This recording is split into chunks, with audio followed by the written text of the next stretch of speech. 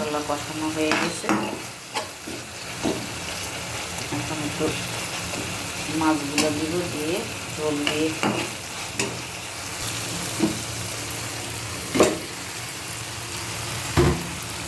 মাছগুলো দিয়ে একটু নাড়াচাড়া করে তারপর ঝোল দিয়ে দিব। নামানোর আগে ধনিয়া পাতা দিয়ে নামানো।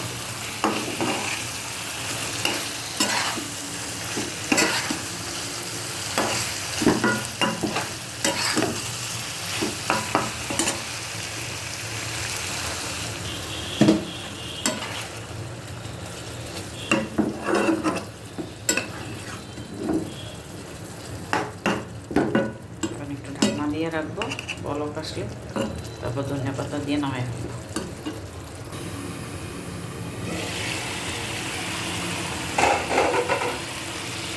হয়ে গেল আমার মাছ ভুনা, তারপর ধনিয়া পাতা দিয়ে নামাই দেবো। শীতের দিন ধনিয়া পাতাটা বেশি মজা লাগে। সিজনের ধনিয়া পাতার স্বাদই আলাদা।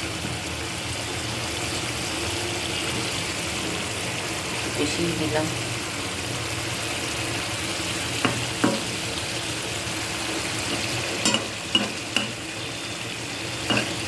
লবণ টবণ সব দেখলাম, ঠিক আছে।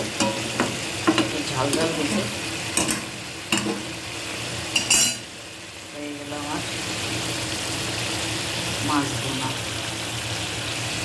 বাইরে ধোয়া করতেছে, ধোয়ার বেলায় কিছুই করা যায়, সব ধোয়া সব।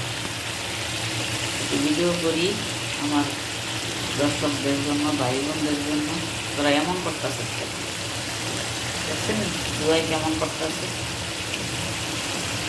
হিংসা হিংসা ধোয়া হিংসা লাগে। তাদের জন্য আমি ভিডিও করতেছি, তাদের ভালো লাগে না। ঠিক আছে, এই একদম পারফেক্ট তৈরি হয়ে গেল আমার ধনিয়া পাতা টমেটো দিয়ে মাছ ভুনা। কালারটা আসছে কি দেখে, হয়েছে না? কমেন্ট করে জানাবেন কেমন হয়েছে আমার রান্নাটা।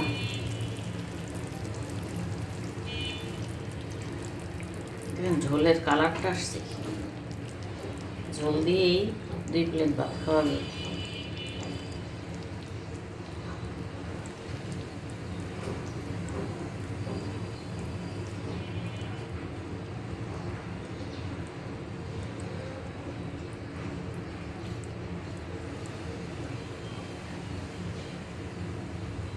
ঝোলটা একটু ট্রাই করে দেখবেন, সেই মজা হয়েছে।